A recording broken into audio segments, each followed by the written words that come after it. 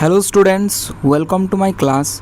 सो students, आज के class में हम स्टार्ट करेंगे क्लास 8 साइंस की, जो कि चैप्टर नंबर 1 है। उसका नाम है exploring the investigative world of science. So students, ये जो क्लास 8 साइंस का एनसीईआरटी है, ये न्यू एनसीईआरटी है। तो स्टूडेंट्स, न्यू एनसीईआरटी का फर्स्ट चैप्टर क्या है उसको चलो आज लाइन बाय लाइन रीड करके अंडरस्टैंड करते हैं।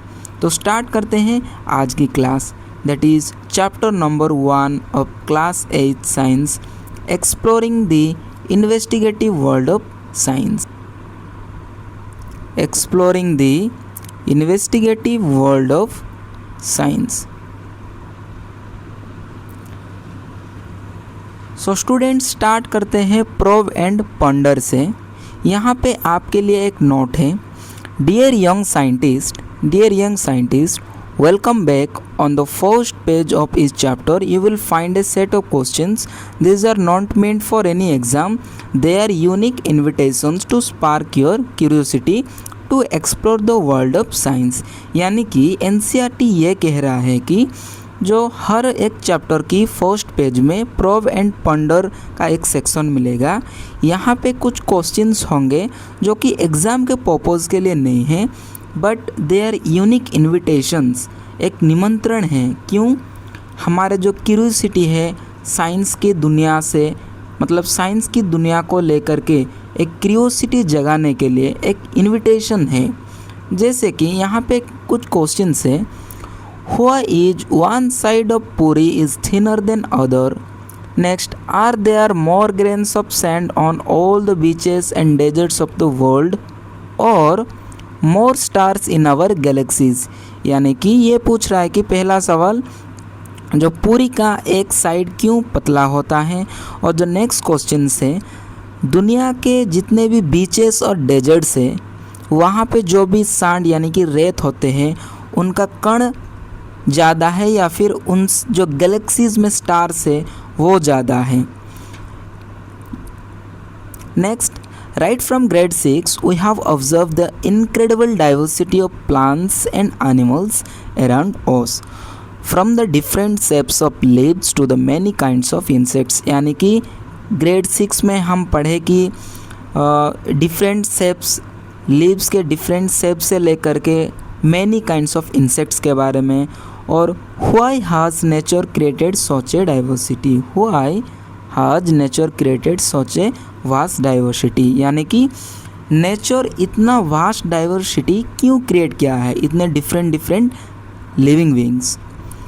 Is there such a question that makes you curious about world, write it here. यानी कि अगर आपके पास भी कुछ ऐसा सवाल, क्वेश्चन अगर है तो आप आपके नोटबुक में नोट कर सकते हैं, और हम मिल के आपके जो क्वेश्चन के मतलब सवाल के आंसर ढूंढने की कोशिश करेंगे। तो स्टूडेंट्स, स्टार्ट करते हैं आज की class. So students, our journey with curiosity into the world of science continues in grade 8। यानी कि क्यूरियोसिटी के साथ साइंस की दुनिया कैसे काम करती है क्लास 8 में भी कंटिन्यू रहेगा। We hope you bring along the spirit of adventure and exploration that has guided us so far.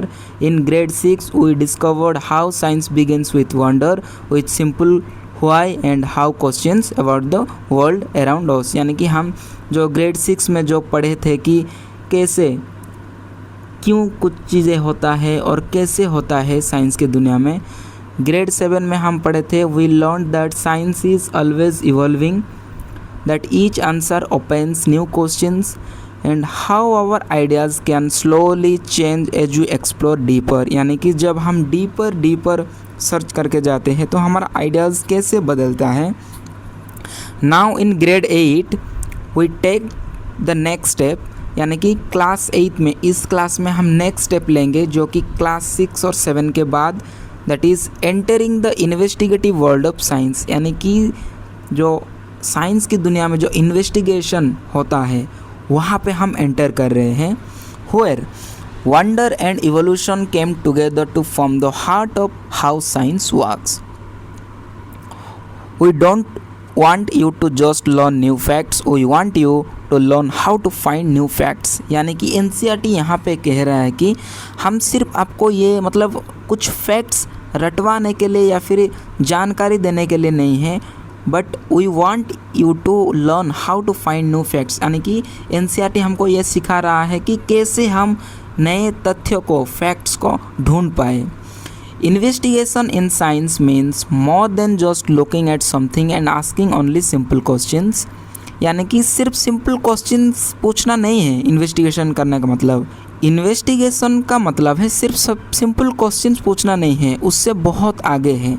Now you can ask more focus questions and design ways to perhaps do simple experiments to answer those questions and then use your observations to improve your understanding.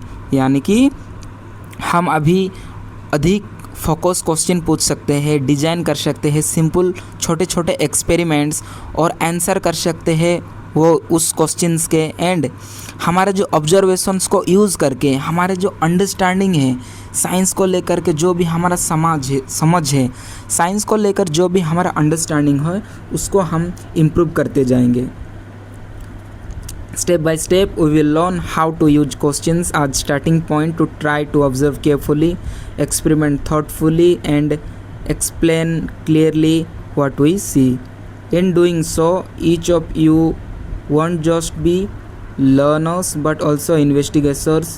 यानी कि ऐसे करते करते आप सिर्फ एक learner नहीं बल्कि एक इन्वेस्टिगेटर, एक यंग साइंटिस्ट और एक्सप्लोर कर सकते हैं रियल वर्ल्ड पजल्स। दिस में रेंज फ्रॉम एवरीडे लाइफ, यानी कि एवरीडे लाइफ से शुरू करके लाइक व्हाई डोव्स डॉफ राइज, यानी कि जो डॉफ राइज क्यों करता है, या फिर to the biggest mysteries on the earth, यानी कि एक डॉफ क्यों राइज करता है, वहाँ से शुरू करते हुए अर्थ के बिगेस्ट जो मिस्ट्रीज है। And beyond like is the world getting warmer, and beyond like is the world getting warmer. And जो वर्ल्ड क्यों मतलब वार्मर गर्म होते जा रहा है, वैसे ऐसे सवाल का आंसर ढूंढने की कोशिश करेंगे। As you turn each page of this book, we hope you notice the interesting design of our page numbers once again on the left hand pages। At the bottom you will find the image of a root symbolizing the deep solid foundation of knowledge that keeps us connected to our environment, traditions and our cultural and natural heritage।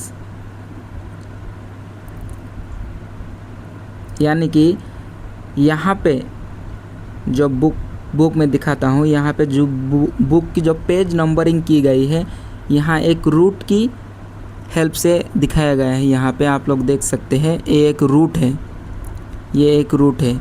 तो ये root कहना क्या चाहता है, ये root यहाँ पे होने का मतलब ये है कि ये जो रूट है ये सिंबलाइज करता है deep solid foundation of knowledge, यानी कि नॉलेज का सॉलिड फाउंडेशन होना चाहिए जो कि हमको कनेक्ट करता है हमारे एनवायरनमेंट से, हमारे ट्रेडिशन से, हमारे कल्चर और जो हमारा नेचुरल हेरिटेज से।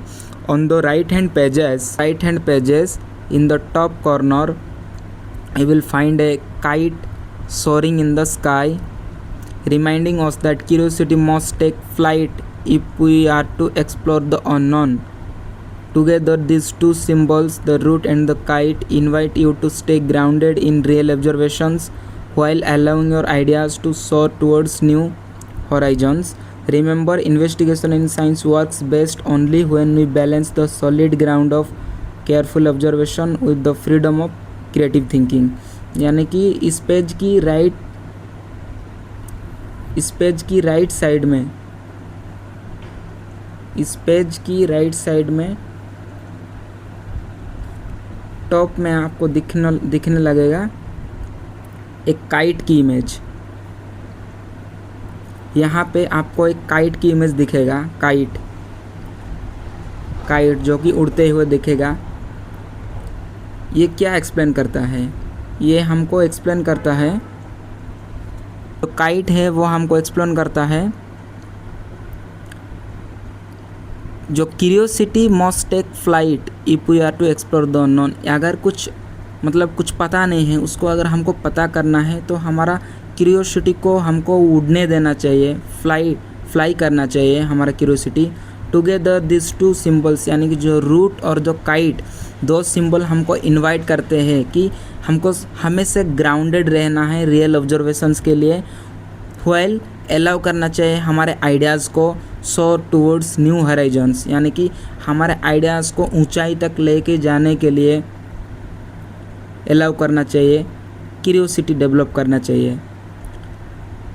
याद रखना, investigation in science was based only when we balance the solid ground of careful observation यानी कि इन्वेस्टिगेशन साइंस में तभी बेस्ट वर्क कर सकता है जब हम बैलेंस करते हैं केयरफुल ऑब्जर्वेशन के साथ साथ क्रिएटिव थिंकिंग। दो चीज़, एक है केयरफुल ऑब्जर्वेशन और क्रिएटिव थिंकिंग। अगर ये दोनों चीज़ को हम बैलेंस रखेंगे तो इन्वेस्टिगेशन करना साइंस में बेस्ट हो सकता है। तो स्टूडेंट्स, ये रहा दोनों सिंबल्स के बारे में।